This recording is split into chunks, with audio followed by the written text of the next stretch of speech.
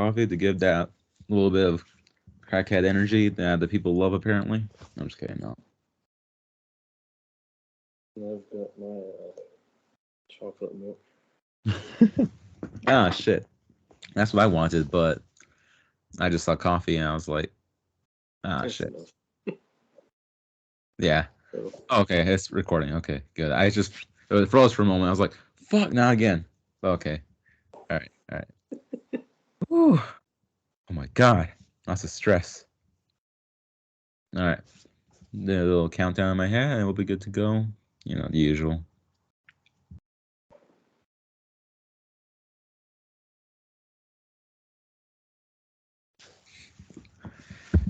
Hello, everybody. I'm Alejandro Ortiz. You're listening to a Random Gamers Corner.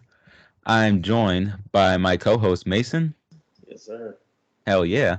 And Nathan will not be joining us, unfortunately. He just got some major news. I that's up to him to share like what news it is, but he's okay. He's safe. No, let's just get that out of the way. Like he's okay. He's safe. But yeah, he will not be joining us until possibly next week. So just want to put that out there. Yes, this episode may be late, but whatever's. It's still not too late to say fucking happy anniversary to Fire Emblem, the series, because they're 32. The first Fire Emblem game, and that's Shadow Dragon and the Blade of Light. Holy shit! Just again, if you don't follow the Twitter, that's completely okay. But I just posted on Twitter saying like, who would have thought that this amazing, amazing series like started because of a dude with no pants named Marth. Like, I think Awakening just turned like 10 or something. yeah, it turned 10 like on Tuesday, I think. Wait, this Tuesday or last Tuesday? I mean, next Tuesday. I think.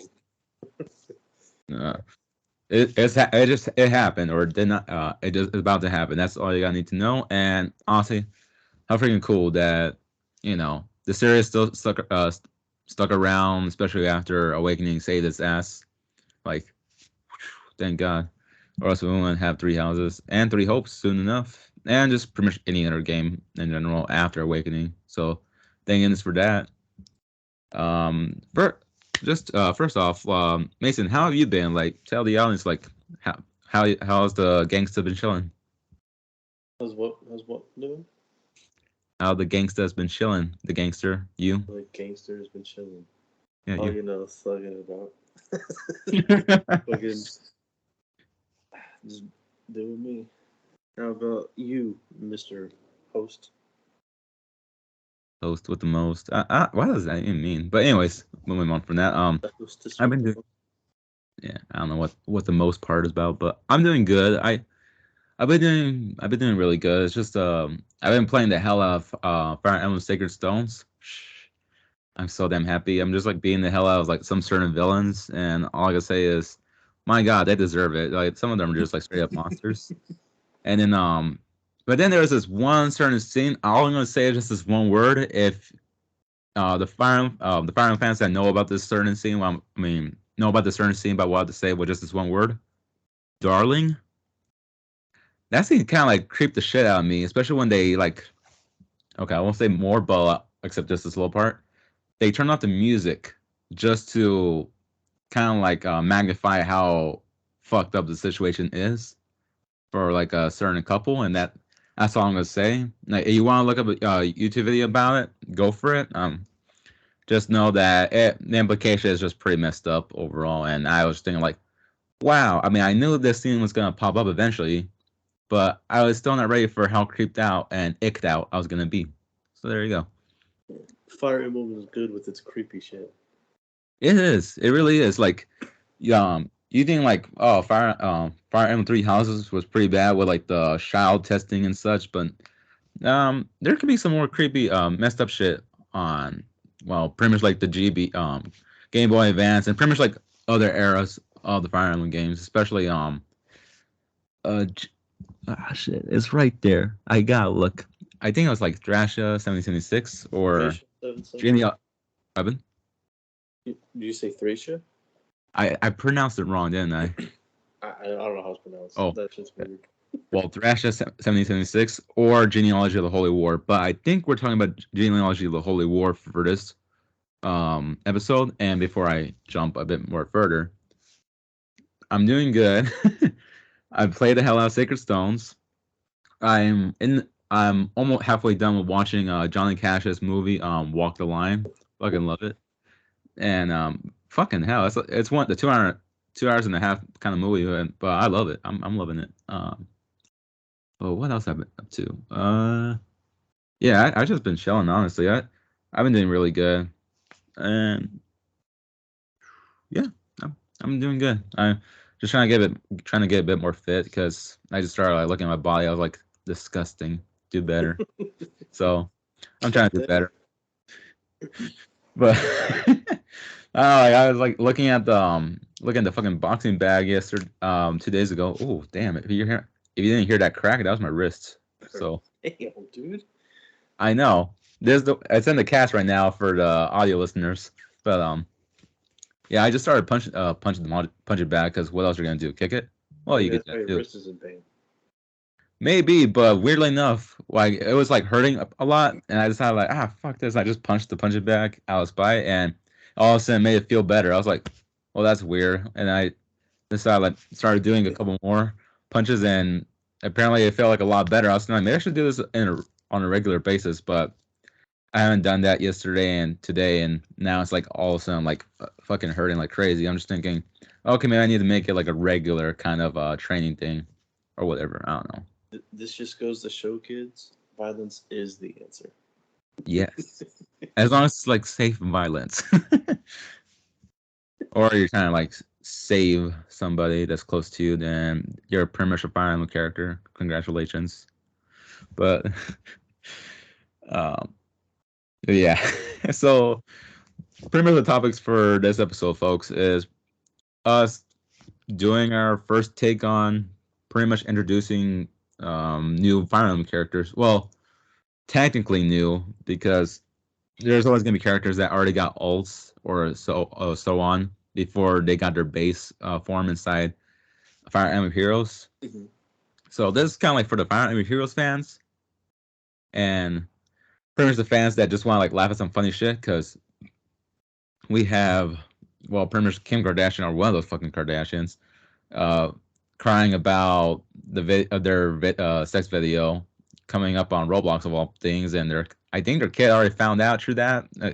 I don't know. The world is weird. And then last but not least, we have okay, I gotta look up the name because I feel like it's disrespectful at this point to not just at least Utada Hikaru. If I fucking butchered that, I'm sorry, but if you know who that is, Utada Hikaru is pretty much the person that pretty much like helped create the music for Kingdom Hearts for so damn long, and they performed at Coachella. So yeah, so pretty much all that out of the way, let's begin the show. And now I'm just scrolling through all these images because oh my god, I was like, I don't know, it's just been a lot going on for the past couple of weeks. I mean, days. Wow, I'm losing sense of time. But yeah, so the first person we're gonna like focus on is I'm gonna butcher this. Scathach. He He said his it in the video, but I don't remember how he said it.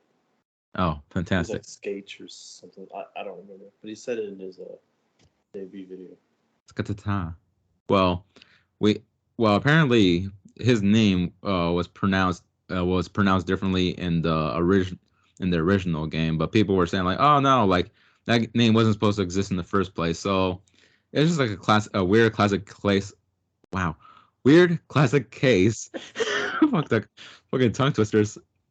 Weird classic case of either fan translations getting lost or trying to be canon by other fans, or just you know Fire Emblem history being Fire Emblem, because nobody can agree on anything. Okay, here we go. I'm gonna try to skip most of the music because I don't want to get like copyright or anything like that.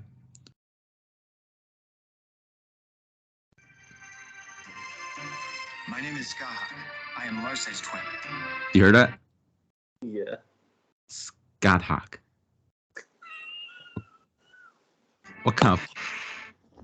One more time.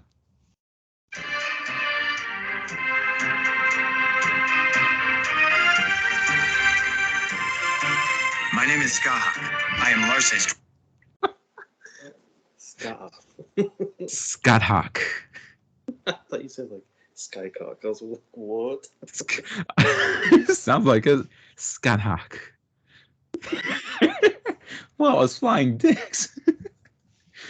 No. I mean, we're already bullying this character. I feel bad, but so that's in Heroes too. yeah, that's true. Scott Hawk. Oh yeah, the freaking intelligent systems are pretty much like bullied this character because his build is not that pretty to look at from what people are saying. But okay, Asterisk Wake, Scott Hawk. He is the son of Ira, Princess of Isaac. If I'm saying that correctly, I don't know anymore. He took up his sword It's not and just Isaac. yeah, Isaac. There you go. Yeah. I don't know all these hacks. I'm just getting disgusted. He took up his sword and rose in defiance to reclaim his country from its invaders. A descendant of the Crusader Od or Ode, because it's just Od. That's an overdose. It's just like Od. That's it. Ode. Scott Hawk was given a harsh education in swordsmanship by his cousin. What the motherfuckers with these names? Shannon or Shannon. He also trained with his twin sister Larcy and his old friend Stilif. Through his diligent training, Scott Hawk became a swordsman worthy of Ode's reputation and mastered Astra, the legendary technique of Isaac's royal family. He's truly a force to be reckoned with. Non-Fire Emblem heroes, apparently. Scott Hawk's commitment to mastering the sword is matched only by the dedicated support he gave to Cell's Liberation Army. He's an inspiring example of gallantry. Gallantry. I don't know. I'm afraid of anything I pronounce these days. The characters that are associated with him is Ira, who is the princess of Isaac, master of the sword, and descendant of the Crusader Ode. She is pretty much his mother. Then you got Larcy, a young warrior searching for her mother, elegantly fashioned blade in hand, and she's pretty much his twin sister, and Shannon is her cousin. So there you go. Shannon is a prince of Isaac and descendant of the Crusader Ode, skilled wielder of the divine blade Belmung, taught Scott Hawk his swordsmanship. So those are his closely associated characters or allies. Now, for the next character is Arthur, not the one from Sacred Stones. One little fact about Skark is he is the first infantry sword demote since what's her name? Soleil. It's been a very long time since we've had a 4-star infantry sword demote. Holy shit! Always 5 stars. You just like found that on Discord? Oh, like from your Discord at least? Yeah, I found it out whenever he was released. Damn. First infantry sword demote since Soleil. It's crazy. That's a hell of a long time. Yes.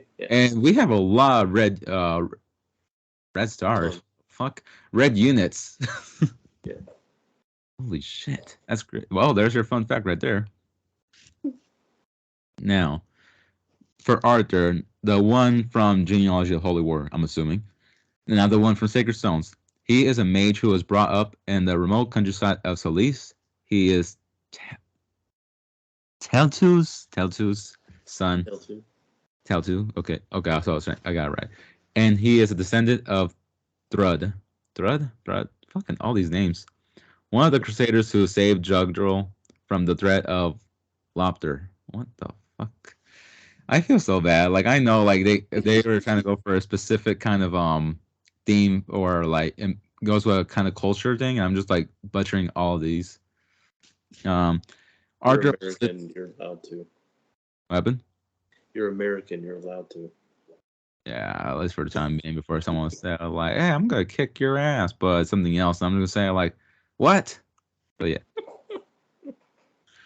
Arthur once lived peacefully with his family until one day when his mother and sister, I'm just gonna say Tiny because it just sounds funnier, but I'm pretty sure it's Tene, were taken away by House Fragi, Fridge, yeah, Fridge of the Grand Vale Empire.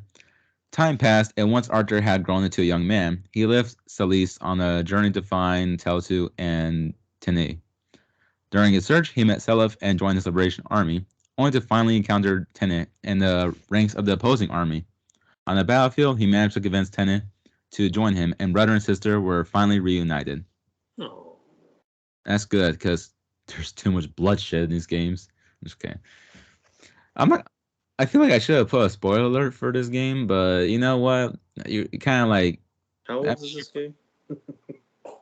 older than me. I know that for sure. So, I don't know. People just forget all the spoilers you heard here, and just like if they ever try to make this game available to play to us, like I guess more, I mean, locally supported with English or whatever, then there you go. Just pretend like you're like learning everything for the first time. Wow. Now, for people, the people associated with Arthur, Teltu, she's pretty much his mother. She appears cheerful, but is hiding her troubles, and for good reason later on. God, you haven't looked it up, have you? I've heard a little bit about it. Okay, I know about Tale 2. Okay, and his connection to Tene. Well, obviously she is the sister and joins the Liberation Army once they face each other. Huh, weird redundancy, but here we go. Now for Rumbling Thunder, Tene. That's what I'm saying, Tene. Okay, Tene is a mage who is descended from the Crusader Thrud. She's also the daughter of Teltu, a member of Granville's Heist Fridge. Tene lived in the kingdom of Salis during her early childhood until she and her mother were taken by House Fridge, separating her from her brother Arthur. After Teltu's death, yeah, she died. Tene fought on the battlefield as a member of Fridge's army. This led to a fated reunion with her brother, who had joined the opposing Liberation Army. After speaking with Arthur, Tene was convinced to leave House Fridge and join him, and that's how she started helping out Selef's army. She's pretty much got like a lot of associated characters apparently. Ishtar. How do you pronounce it? Ishtar is how I pronounce it. Okay, cool. Ishtar, inheritor of the tomb Mjolnir, is called the Thunder Goddess by some. Now she's making a grand appearance as an ascended hero. Yeah, she's making a. She's already been in the game, but she's making a reappearance here and Fire Emblem Heroes. So, yeah, it's supposed to be like the bad or cooler version, and just like more elegant art style. But it's up to you to decide like whether some ascended heroes seem more useful to you or not. Clad in special attire and wielding more power, she's ready to take part in the battle between the Liberation Army and the Grand Vale Empire. Oh wait a minute. I'm just reading fucking Ishtar's thing. I guess like for Tenet, I just kind of like skipped over because it'll pretty much be redundant at this point. So sorry, buddy. So everything I just said, that's Ishtar's biography, bio, yeah, whatever. Now, Ishtar's lover, Julius, has embarked on a campaign of sacrificing children to his dark god. Yeah, we're sacrificing children, not just testing on them now.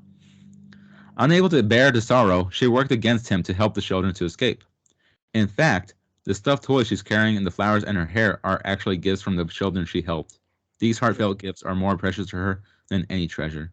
That's pretty sad. Like, the person you love, and they're like going down this very dark path, and that's like a lot of common things we've seen in Fire Emblem, where someone pretty much has to face their supposed lover, or pretty much like their loved one, when they turn into like darker versions of themselves, or just pretty much like do pretty messed up shit. Ishtar was torn between her love for Julius and her sense of justice. However, they say that when the Thunder Goddess appeared on her final battlefield, she wore a gentle smile on her face. So sadly enough, it seems like she accepted her fate. Like, you know what? I think I'm gonna be happier with death than going on like being torn between or actually fighting him in the end. So that just sucks. Her connection, of course, is Julius, but then we have Reinhardt, formidable and admired mage knight, and Freyge's army, Frigge's army. I'm saying Freyge. I'm whatever. Ever ready to lend an ear to his younger sister Olwen. Oh, he is her confidant, someone that someone you could like go to talk to, or just for anyone that didn't know that. So yeah. Now there we have Hilda. Now this ain't your father's three houses, Hilda. This is like the bad bitch Hilda, the one that makes you want to hate her, and like for others, like what the fuck? Sorry, I heard some weird ass thing on the streets, but she's pretty much like the bad bitch that will pretty much like ruin everything for you and laugh in your face while you're dying in your dying with your last breath. And then for some, they just consider her hot because they have no taste. Okay, and Hilda, wife of Bloom, which is a terrible name for a person. I'm just gonna put it out there. Leader of House Freyge, feared for her cruelty after it is revealed she forces children to participate in evil rituals. She is Ishtar's mother. That's a pretty fucked up mom. So her mother and her lover are both fucked. Possibly, I think so. I mean, it will make sense in the long run because, like, how fucked up they both are. I don't know. You don't get enough of that kind of messed upness. Yeah, that'll make it a new word. Messed upness in Fire Emblem. Now we are talking about Queen of Freyge, or the Fridge, Hilda.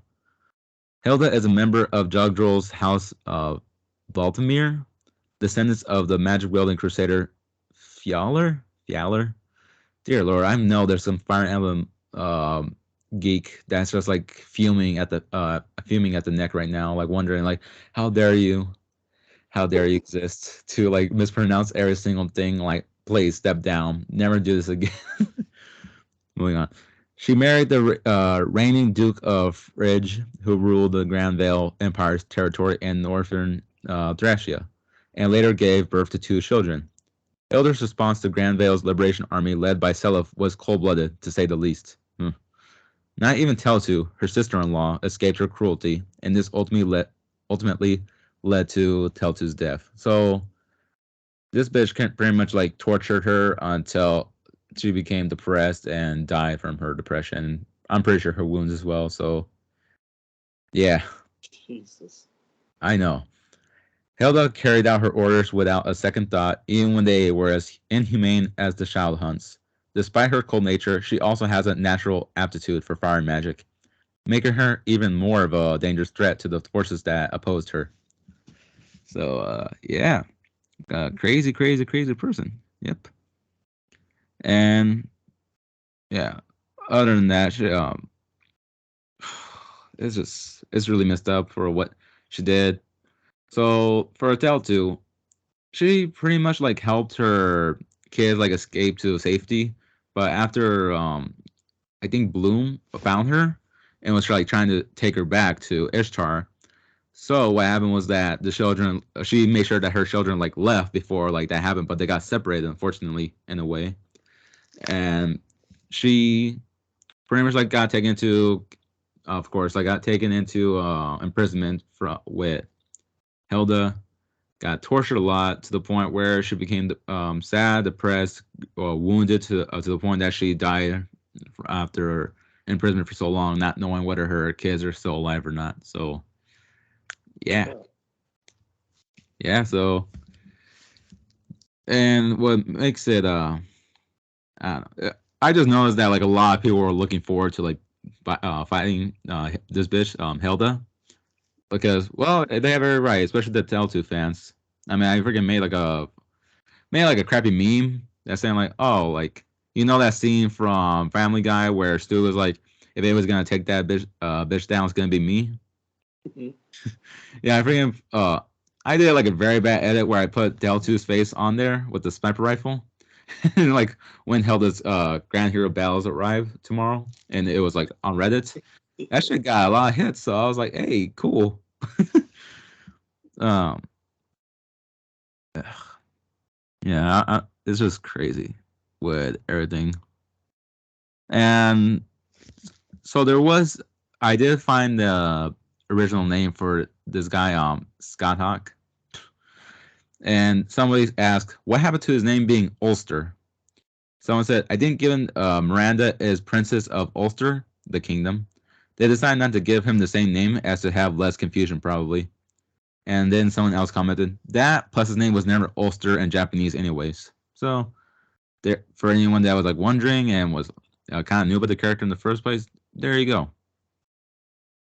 Now, people were saying that this bitch was pretty damn evil because if you're like facing her for the first time and Grand Hero Bells, she pretty much says, Telltale was a waste of space.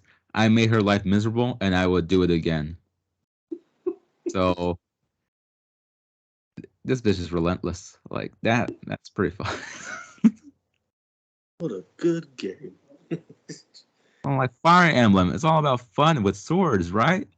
Just nothing too crazy and dark and with a lot of death. Yeah, it's just a pretty fun game overall for the family. Yeah. Yeah. What are your thoughts so far on this particular character? What the fuck? What the fuck? Hey. Obviously, no one likes the character, but she's got a really good fucking weapon. In that She hero. does. Oh, God dang it.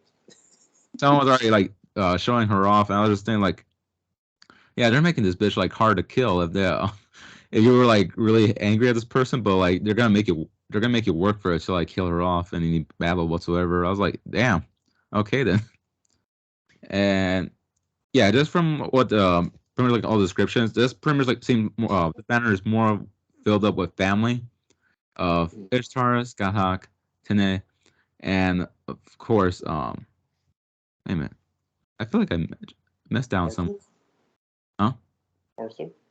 Yeah, Arthur. So pretty much like all family related, and pretty much family that Telltale lost, and I think it's a pretty cool, sweet banner that kind of if you're interested in learning about their history, it's pretty cool and sweet that kind of finally went more into Telltale's side of the family, at least the family that actually loves her and cares about her, and like some people like, of course, like you got these kids that are like pretty fucking pissed off about Telltale's death, and like now getting to see her again, and like that's pretty sweet. It's always cool to not like cool, but it's pretty interesting to see like the pretty much the descendants of certain heroes like coming to the game and so like meeting their parents and saying like holy shit, like now I finally got the chance to like actually be a family again. Oh. Yeah, until you father them off, but that I mean whoever you are, why? But I get it. The skills. And now moving on from that, yeah, I thought it was just real interesting to see like more of this side of Fire Emblem Heroes lore, and hopefully you guys kind of like learn a little bit more, even though we're kind of like technically cheating because we're pretty much using Meet the Heroes. I just kind of like wanted to go talk about Telltale's side about how what she dealt with. So yeah. Now the interesting thing about I was looking at some more stuff on Fire Emblem Heroes Reddit, and here's an interesting bit of dialogue from Veronica, a throwback to a year one paralogue. And she said, I used to never consider the impact people have on the Empire, but someone changed my mind. And then they showed a text box between Seth and Veronica. Princess Veronica, I have just one question for you. Why do you insist on behaving like a child? Veronica said, because there's a voice telling me to, and it tells me that I'm going to have a lot of fun. Why do you ask? I suppose you're going to tell me that fighting is wrong, aren't you? Seth then replied, no, fighting is sometimes necessary for the sake of the kingdom and its people. I doubt you're acting on their behalf, though.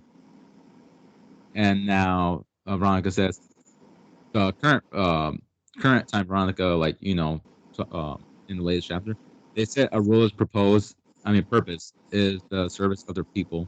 That I was selfish for behaving otherwise. And then now it cuts back to that paralogue. Yes, everything is for their sake. A true ruler cannot let their own selfish desires lead them.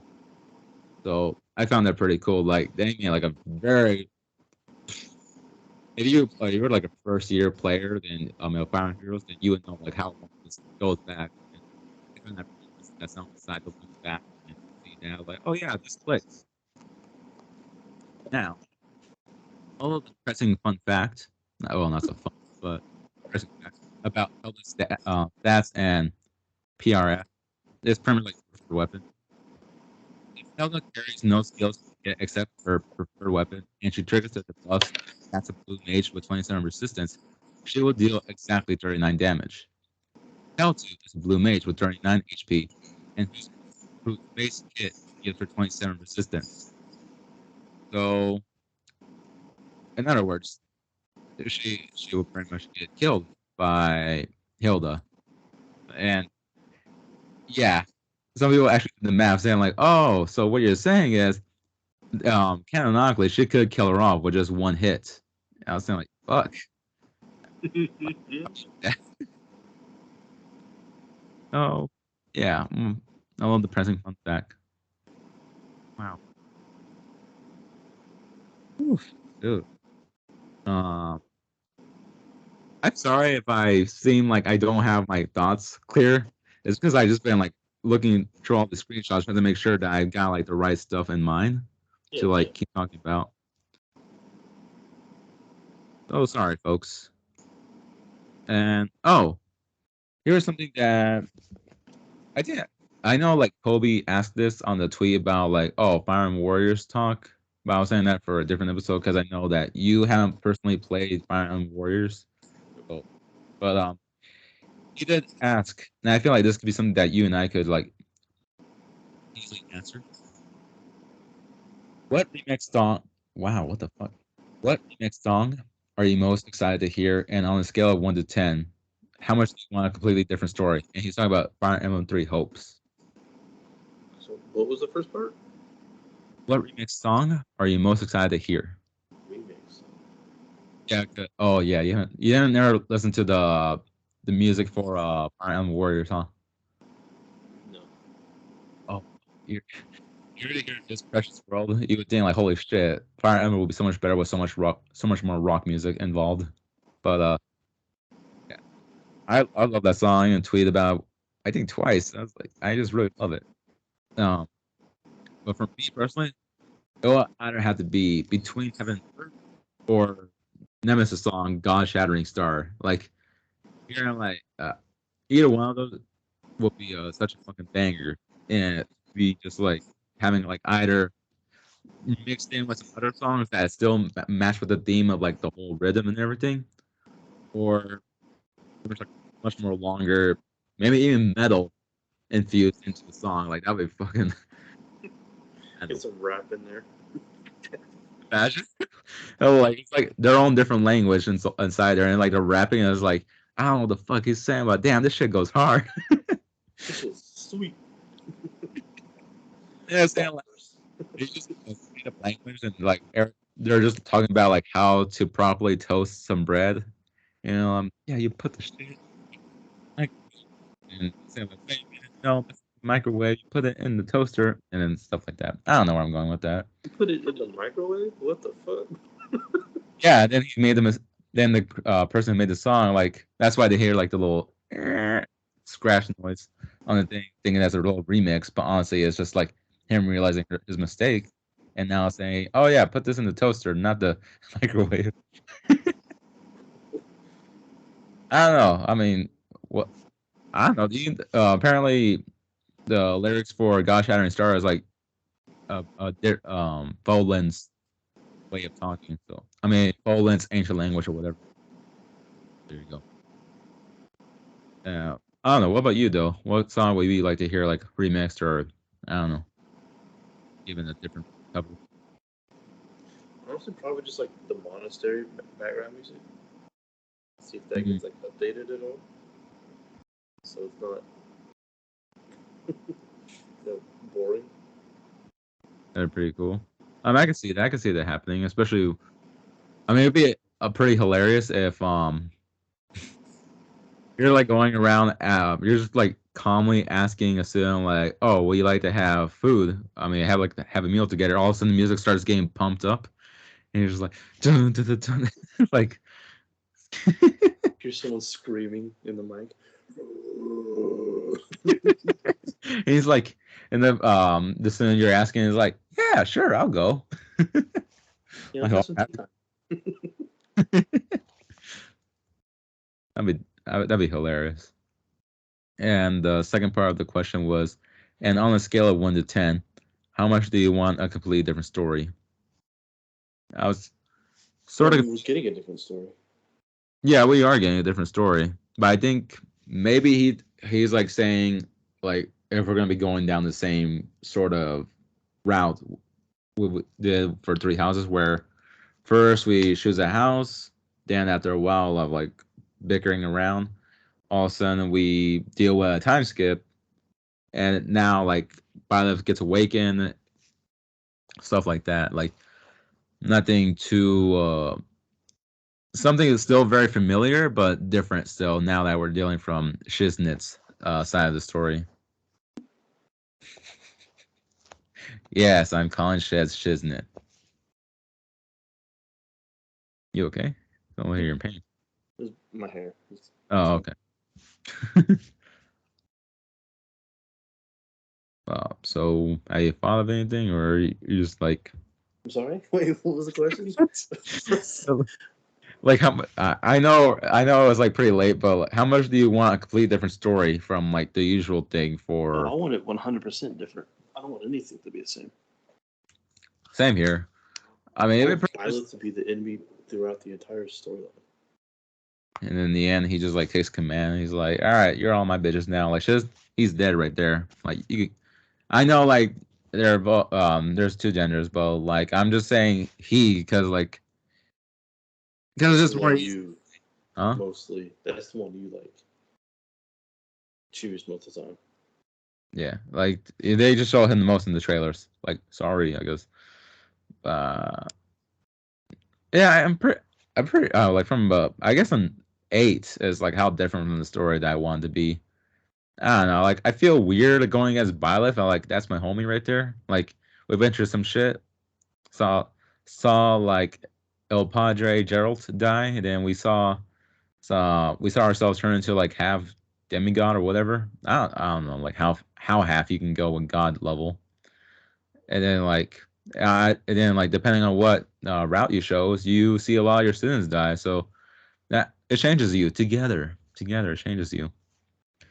I want to be the one that kills Gerald. That's fucked up. And it would be even funnier if I killed Gerald with Monica. Ah, fuck, fucking iron. Or they could. I mean, you want a completely different story, then it would be Gerald killing her off, and then like, oh, well, damn. No, I mean, I would kill him with her out of disrespect. Nah, I know what you're saying. Yeah. I'm just saying. I remember also being silent in Discord, thinking that it is like depending on the outlay of the map and what enemies are coming to a certain base, because it happens in Fire Emblem Warriors where you could take a bunch of enemies at the same time. But I'm just thinking like you could use your special, and I'm just saying like if Byleth is available to play as after a certain part in the story, cool. I'd be happy with that. I know some other people would not be cool with it, but whatever.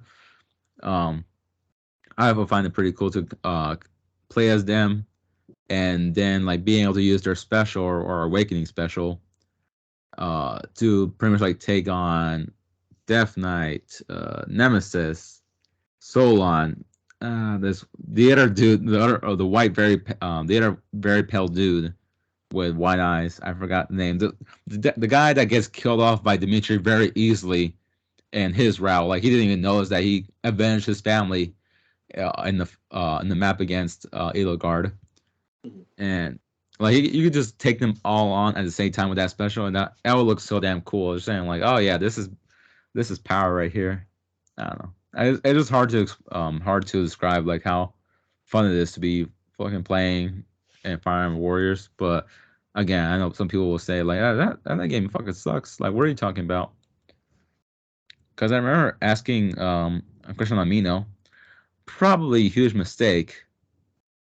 It was, but some person say like, All right, here's my question. Because I was just asking like, oh, do you have any questions about like how Fire Emblem Warriors would work? And of course, you got those people that know how to read, don't know how to read, just to make sure I'm saying that right.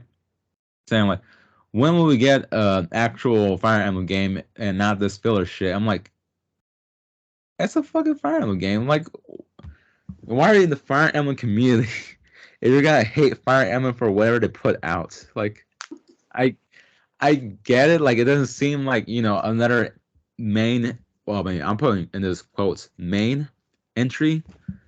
Like I know like more like a supposed filler and not like a main entry kind of thing. But you're still getting a story. You're still getting like a different. It seems like you're gonna be getting a different perspective and different timeline of things. And honestly, it's not the first time Fire Emblem would do that with like different timelines kind of shit. I mean, look at Conquest and everything else. Not Awakening, right? No, it's Conquest and Birthright. Okay, there you go. Yeah. So There's Conquest. another one, but I don't ever remember what it's called. Conquest, Birth. Oh, Fates. Fates is the overall series. Oh, There's, fuck. there's a third one where you get like characters from both stories, and it's a whole different story itself. Right. And some But people like say no one likes it, so yeah. So they're like, no, we want to see some death. Um. Well, yeah. So again, like that was very confusing right there. So honestly, I say just enjoy the game, but I just didn't want to bother with answering that question because, well, I just technically did right now, but I mean, like, directly to the person. I was just thinking, like, there's no reason to be, like, such an ass for a question that doesn't even ask about, like, it's not, it's an answer that's more, like, about complaining about the game series than, like, actually asking anything about at all about Three Hopes. it might be Revelations. Let me check. Yeah, I think you got that right. Revelation sounds correct. Oh, wow, what a revelation. That Revelations was correct. And yeah, different story. Yeah, different story would be good. Um, that's all I'm gonna say about that. But yeah, thank you, Kobe from Switch It Up Podcast for asking that. And Yeah, Revelation. sick. You were correct, man. There's a first time for everything. Not at first, but hey, you got it still. And since now we can move on from the some of Fire Emblem Three Houses talk. I forgot. Well, Three Hopes, all the Fire Emblem talk.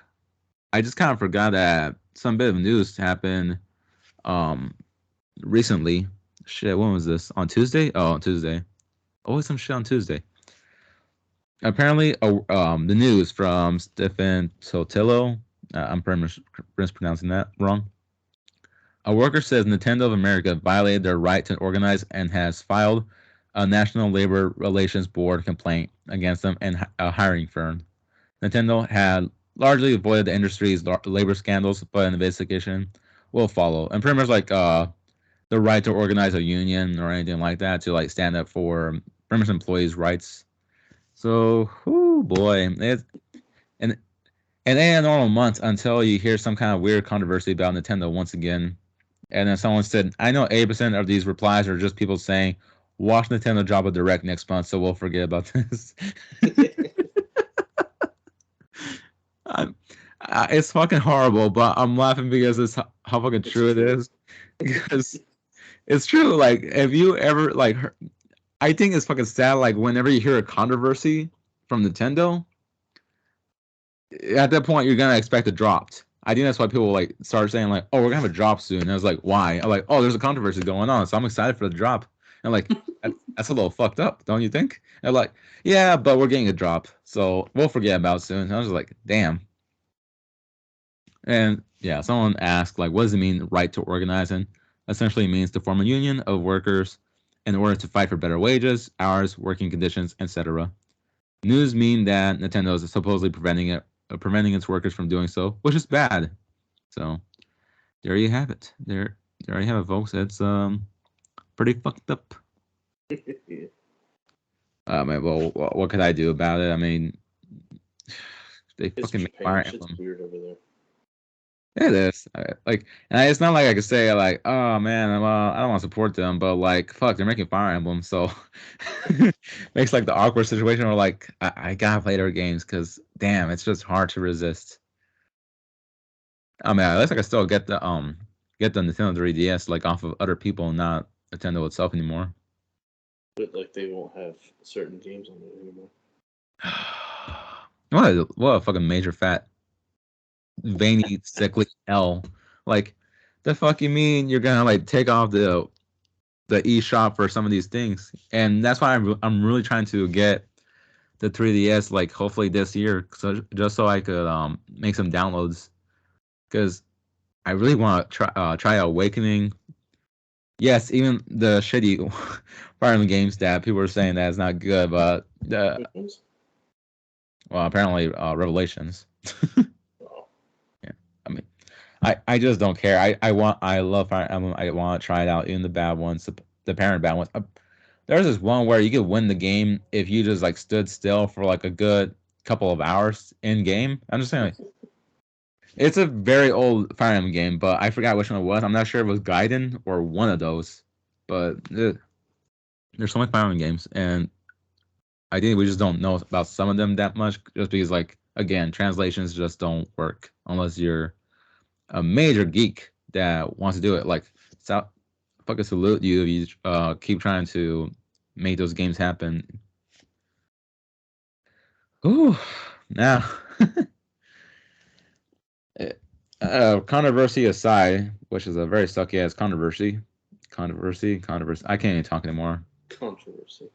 Thank you, controversy. God, all the shits. Oh, well, wait, one more controversy.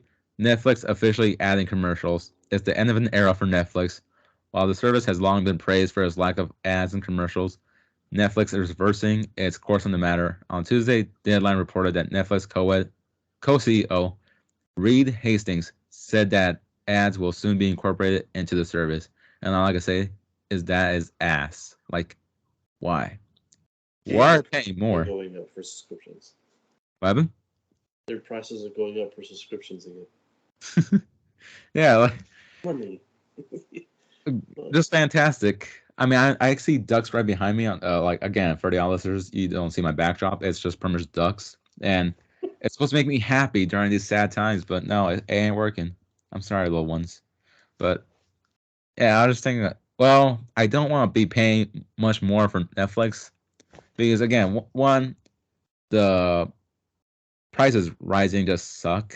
Two, I just don't really see many series that I'm interested in other than just like some of the anime. But I think I could just get through that by just going on freaking Crunchyroll or Hulu, anything that has the shows but could still be watched like with subtitles. I'll deal with that. I'll look at the screen for once instead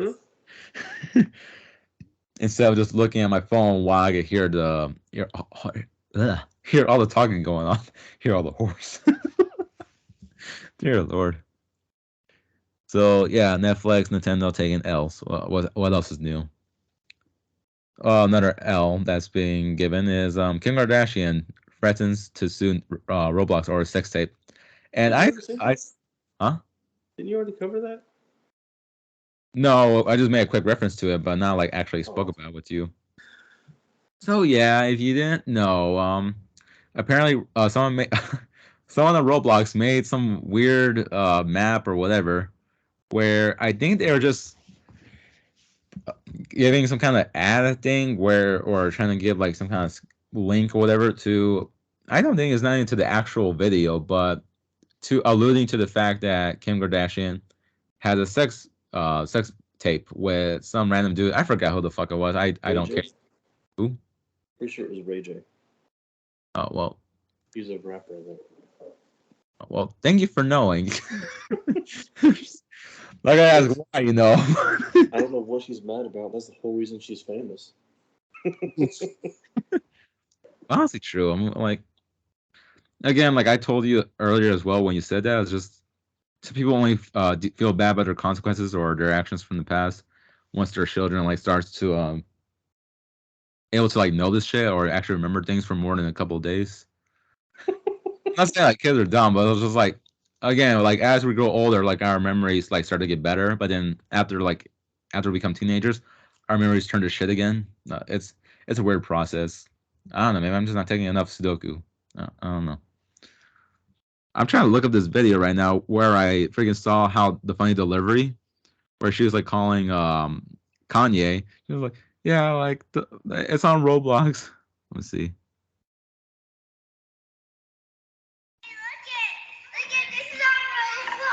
What?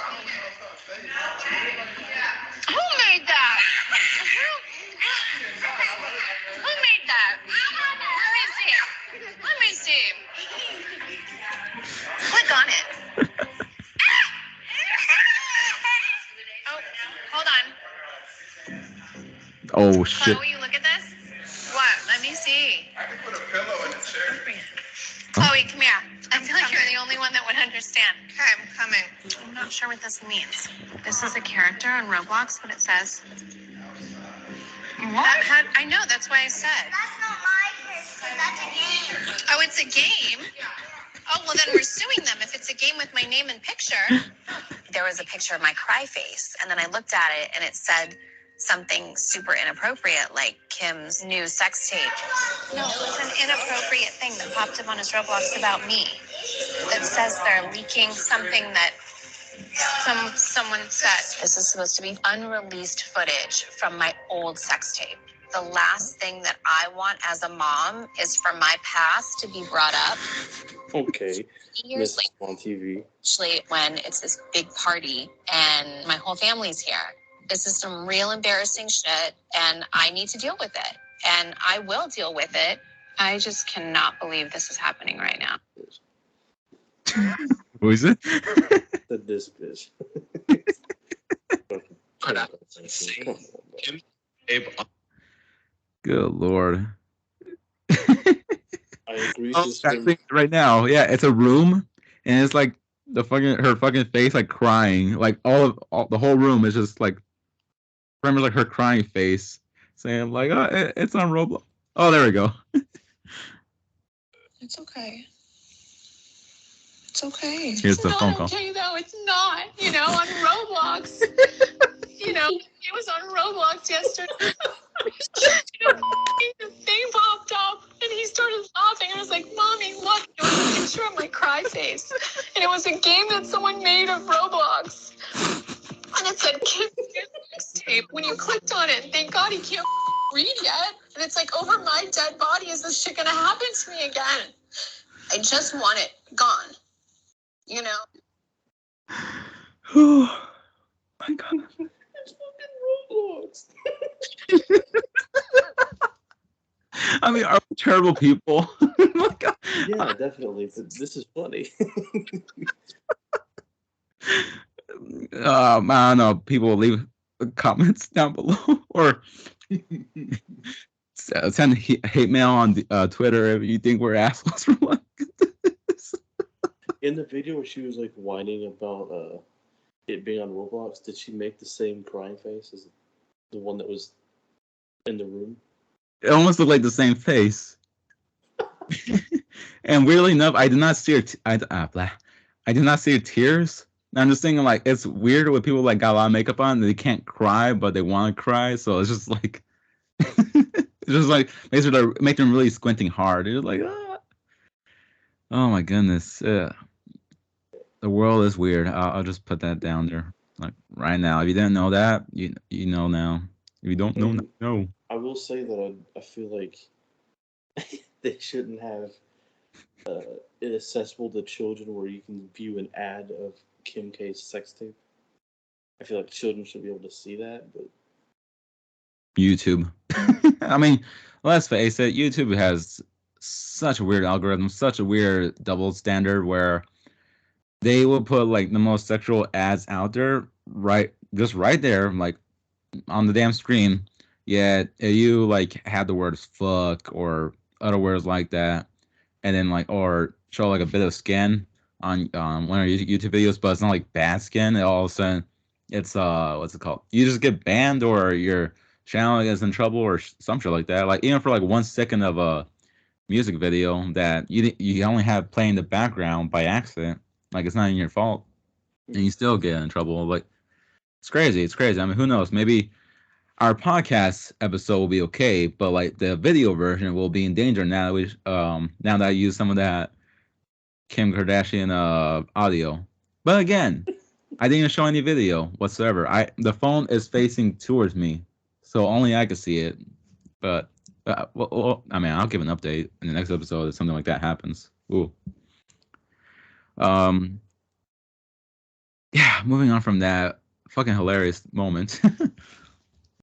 Now for fucking Kingdom Hearts like being played at Coachella. That's badass.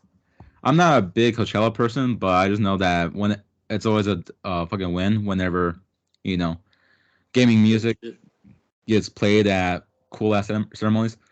I think it was for the Olympics, right? That was like for this year or was it last year? All I know is that they played some music for the Olympics, and it was like had some music from Dragon Quest, so that's pretty cool. Uh, God. Okay, so now for the last bit. Yeah, Kingdom Hearts. Well, sort of last bit. I feel like we still have enough time for me to just add in a little quick review, rapid fire. But anyways, game rant, which I was not fond of like using for this thing, but whatever. The year 2022 marks the 20th anniversary of the Kingdom Hearts series. So hey, lots of anniversaries. What up? Oh, what's up with that? Since its initial launch in 2002, Kingdom Hearts, which centers around original characters traveling to the worlds of various Disney films, has released 3 main series games and a number of spin-offs, collections, and remix versions. Just for y'all to know. And the person who made the music happen was pretty much Utada Hikaru. I'm sorry again if I'm like mispronouncing that. But while Utada Hikaru's involvement with Kingdom Hearts 4 has not yet been confirmed, they did celebrate the series' 20th anniversary in a very special way. At Coachella Valley Music and Arts Festival, Hikaru began their set with Simple and Clean, the iconic opening to the very first Kingdom Hearts game. They also performed Face Your Fears, the opening to Kingdom Hearts 3, which they co-created alongside EDM and dubstep musician Skrillex. Damn. Yeah, right some eyebrows there. Fans were thrilled and can be seen cheering and singing along to both songs in official Coachella live streams. That's pretty cool. Honestly, that'd be quite an experience. Like if you're a Kingdom Hearts fan, wasn't expecting that whatsoever. Yeah. Yeah, it's just awesome. What was the first song that she played? She played Simple and Clean. Okay. Good memories. Yeah. My main memories was Sanctuary. Oh, that's cool. Yeah. I'm pretty sure like from like seeing the comments or like after like seeing comments on Twitter where people were like, reacting to like that bit of news. So people were saying like I was there and I freaking started crying after it was all done. I was thinking, honestly, that must have been a fucking awesome experience for everyone. So good stuff. It's always good. It's always good to like read. I mean, read good stuff happen like that for gaming. But Uta Hikaru, one of Japan's most well-known performers, first became involved in the Kingdom Hearts series when their single Hikari was chosen as the opening for the original game. Hikaru, who was born in New York and is fluent in both Japanese and English, also wrote and performed performed the English version of the song, which was renamed Simple and Clean. Since then, they have written and sung a number of songs for Kingdom Hearts, including Sanctuary, Don't Think Twice, and Face Your Fears. The involvement of Utada Hikaru has been cited as a major reason why Kingdom Hearts music has been so widely praised, to the point that an entirely music-based game, Melody of Memory, was released in 2020. So, again, just awesome to just hear such a great piece of headline right there. And I mean, like, unironically great, not just like great because there's something great to laugh at. Like this is great too, just like here. But what other songs do you like from pretty much the Kingdom Hearts library of music? Because I'm not that well versed, so I kind of like want to throw this to you because I feel like you're more of an expert with this. Fucking every song, like They're whoever the fucking music composition composer is, fucking like every single Kingdom Hearts game has amazing music. Their score is so good. Yeah, I just I know like from the Kingdom Hearts game, the first one at least. Oh, ouch. I haven't heard it in such a long time, but I could still like remember like how it first started off. I was still like, God damn, this is beautiful music, and like even the main menu music was just like beautiful and calming to listen to. I was just like, oh, this is going to be a core memory later on, and it pretty much did. I think I just kind of like randomly decided to like search on the music for one day earlier this year, and when I heard it again, I just like brought back like a warmth over my heart. I was saying like, this is nice. Like I don't know, the music is just amazing. I just feel bad like not being able to like play all the other ones. I mean, all the other entries in the Kingdom Hearts game. But that's before I realized there were like fucking many other spin-offs and stuff that weren't just like one, two, three. So yeah, Kingdom Hearts 4. That shit looks pretty cool, especially with you know, apparently Thor looks very high definition. That was Oh fuck yeah. right there. But apparently it's just the world's effect on him. So we may just that's just probably just only one version of him that we're gonna be seeing. So Yeah, they'll go to Lion King again. He'll be a little fucking cub.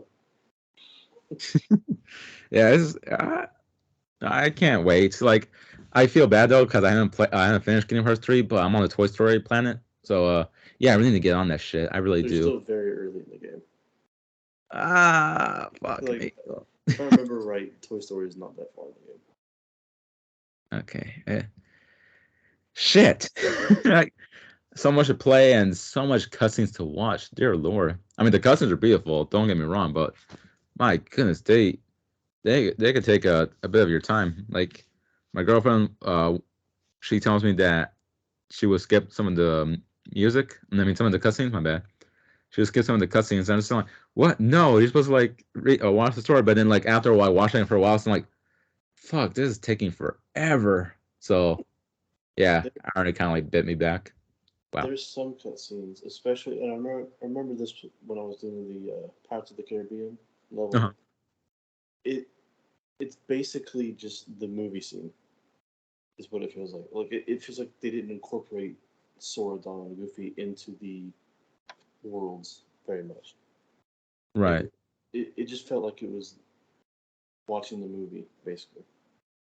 Damn. Yeah, it certainly does feel like watching a movie. It really does. Like there's no denying that. Especially when I think someone said like, "Damn, you're watching more cutscenes than actually playing the game." I was just thinking, I don't know. I mean, uh, I don't know. I mean, if you're like really trying to go on side quests or just exploring and finding all those Mickey symbols, then I'm pretty sure the game is still a lot of gameplay for your buck.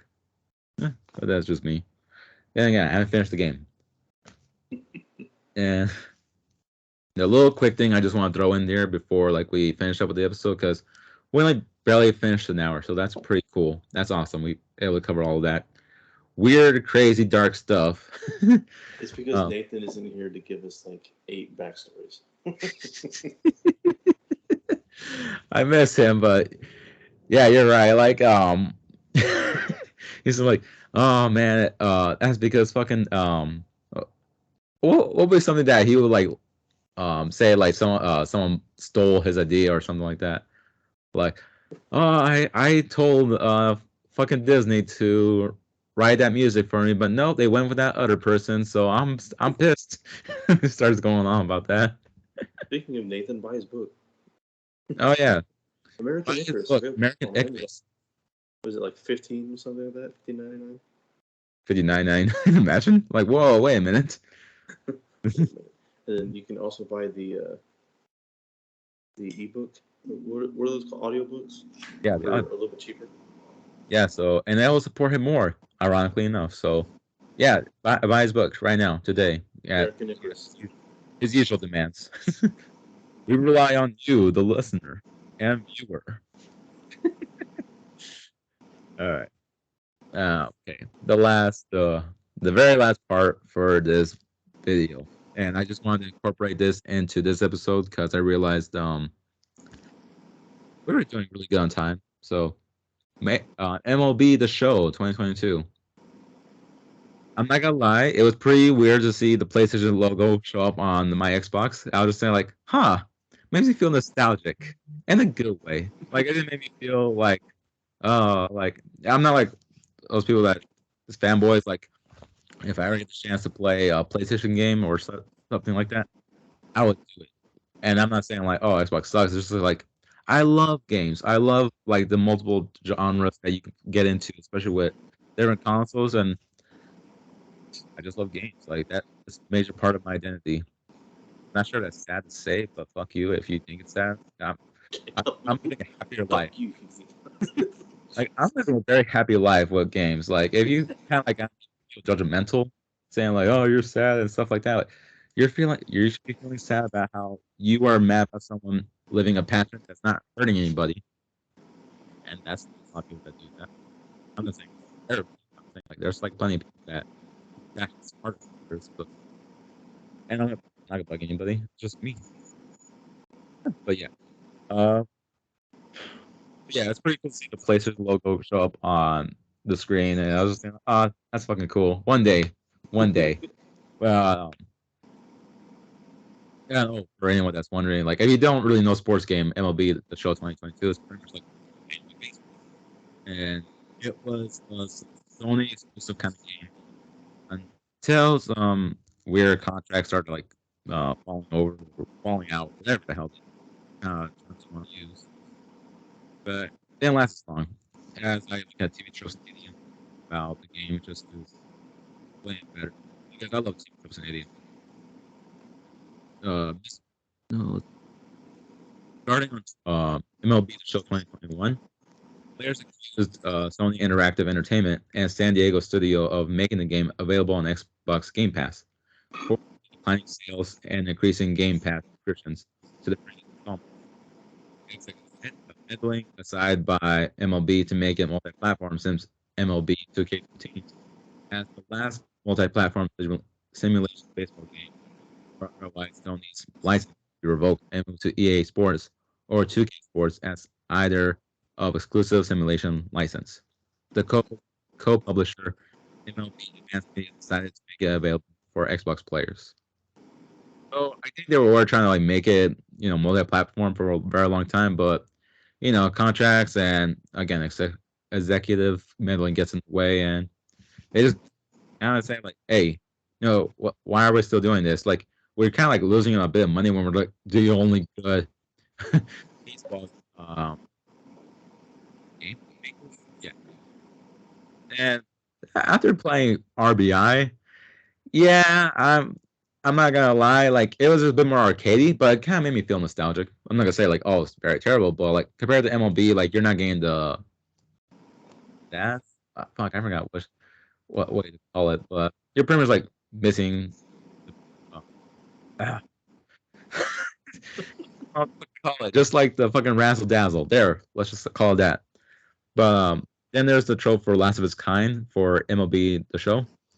Sony was one of the 6 companies to release a console baseball baseball sim in 2003. Today is the only one left on the market, and until a landmark deal struck in 2019, a first PlayStation exclusive at that to the chagrin, chagrin baseball fans with Sony machine. You know, it's only exclusive. Um, which makes non-PlayStation owners upset.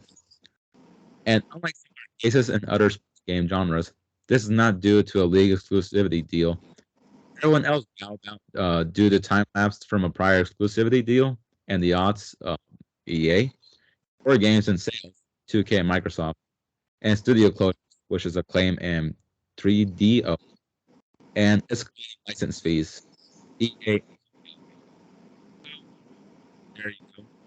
Along with that, the reason Major League Baseball and Sony came to a lucrative agreement to bring the first series to other consoles beginning in 2021. Most of the new generation, no one stepped great baseball sims in the wake of the show's dominance, leaving MLB's own media team to develop an arcade/sim hybrid revival of RBI baseball for Xbox and Nintendo Star fans, which was poorly received. Damn. MLB worked out a deal with Sony to bring their seminal uh, their little financial point for MLB to have a well-regarded official baseball game if it's only exclusive to one console. It's interesting to see that kind of thing happen where people are just thinking, hey, you know what? We're not making enough money. Let's just make this multi-platform at this point. Because I just found it makes me wonder how long exclusivity can go for so long. Like I'm looking at Square Enix games like Octopath Traveler, and then it was first like it was just mainly Nintendo, and now it's gonna be. I mean, I think it is available for other consoles. Yeah, I think it's available on Xbox and PlayStation now, and it's also like the same case for Dragon Quest 11.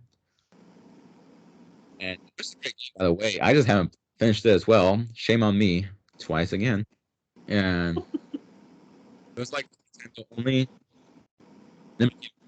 for other platforms. So now I'm just thinking, okay, maybe we're gonna see the same thing again, but this time with Triangle Strategy. Like give it a couple months or maybe next year until it's available for all platforms. And if I'm wrong, then okay, I'm cool with being wrong. Yeah, I don't mind. Like yeah, but everyone's human. I I enjoyed the game. I'm not gonna lie. I enjoyed it. It was pretty cool. I mean, someone who's like not like too much of a baseball fan, it was pretty cool. It was pretty nice. I like seeing like the whole camera cuts, whole presentation. Oh yeah, there we go. The presentation of everything. I felt like it was pretty cool seeing like an actual baseball game. But then it started to get to me, like saying it was pretty addicting. But after a while, I was thinking, like, I feel like I'm doing kind of like the same thing over and over again. But I'm just feel like I'm not getting like the accomplishment feeling. It's weird. It's a weird game. Considering I played a very old MLB game. I'm not sure who made it at the time, but it was old. And if it helps anybody that kind of like knows which one I'm talking about, it's pretty much the baseball game where you could also customize your crib, as that was a popular term back then. I'm not sure if people still use it, but that shows my age. But customize where you could customize your trophy case, customize your bobblehead case, and pretty much like how the outlay of your place looks. It was pretty cool. It's just like NFL 2K5's like my crib mode, and I guess just like not seeing anything really going on. I thought it was pretty cool that there was like growth between you and your teammates. Where like, oh, you've been upgraded to like acquaintance to like a friend and then to a bro, and I don't know what was the next step, but I was like, really, bro, but okay. It just like gives you like a little, it gives you boost like whenever you're like on the same field, like you're on the play and they're at the they're batting, then they get a boost to like hit harder. So I'm just giving you good points. Like, hey, I actually did play the game, so I kind of remember why it done, but it still hasn't really, caught my attention to like really want to like buy the game. I played on Game Pass. Wow, I played on Game Pass, and I'm just kind of like thankful for it because now I know like okay, maybe this is not something I will play for the long run because I feel like this game was kind of like made more for people who enjoy opening packs and stuff like that. Because I see the packs open up I see the packs every time I open up the game, where like saying, like, oh, you got like this many days like put down and playing the game. Like, we'll play a couple more, and there you go, you unlock this booster pack. And I'm just thinking like, do I really care about that? Like, I had like a bunch of packs like not open. I'm just like, that's it's not something that I really care about. Like, I care about like what's already in the game, and I gotta like play the game. I'm sorry for all the likes. I'm sorry. I have a weird speech thing. I'm not used to talking a lot, even after all these episodes. But yeah, opening all these packs, it doesn't really appeal to me. If I feel like it's kind of like going for the people that love opening packs, especially if you play FIFA. Oh dear lord, don't get me started on that shit. Oh, oh boy, that's open up a big storm of hate. But anyways, I don't see the appeal of opening packs. But I do see the appeal in playing the game. I do see it. It's well-made game. You can sometimes see items on the player's clipping, and like it's a 2022 kind of game. I understand. I mean, at this point, like, do I really give a shit? It's clipping. I mean, I think that no game could go get by without some kind of clipping happening. I mean, if you do, holy shit, then that's a 10 out of 10 game. Like, I don't give a shit if the gameplay is crappy as hell. If you can avoid clipping, then you solved a very deep technical issue that's been plaguing a lot of games. Not like really plaguing them, but for the perfectionist or whatever. What is? Um, but yeah, if I were to rate the game, I think I would just give it more of a 6 or 7 out of 10. That's pretty much my rating. It's pretty good. Pretty it's I would say like it would have been average for a baseball game, but considering like it is like the best one out there, and after hearing all the hype around it, I was kind of like expecting a bit more. But hey, it's a good game. It works fine. It only crashed on me once throughout like the past 2 weeks, so I think that says something about how well it runs. If you're only playing it like on digital, yeah. But yeah, overall, 7 out of 10. It's a good game, but I don't think it's really for me. Maybe if there's like another the show game where I don't know, I feel like I get more of a kick out of it, then I would definitely like try to buy it this time. But yeah, that was my somewhat quick review of MLB The Show 2022. Okay. Got anything last to say, Mason, before like we go? Follow us on Twitter. We're sexy. Yeah, follow us on Twitter, and I will be putting a better Discord link in the episode description this time because turns out I fucked up. You did an oopsie. Huh? You did an oopsie. Yeah, I did a very big oopsie. I think from the beginning of season 2, I put the Discord link I put in the episodes. They were already they've expired for a very long time. So I was like, oh, fantastic of me. So I will have the Discord link ready in the descriptions. I put out a new one and on Twitter on the podcast profile. It's at a Random Gamers Co. If you're interested. I mean, the Twitter at least. And yeah, you could look at that. Not download.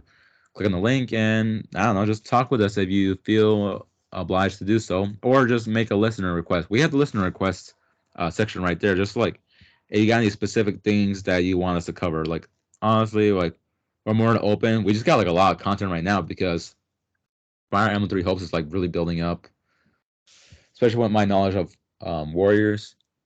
Then you got crazy news popping up again. I mean, if Kim Kardashian like wanting to sue Roblox doesn't like convince you otherwise, then I don't know what will. I mean, obviously we can't rely on the crazy headlines all the time, but we make do. I mean, Coachella, cool.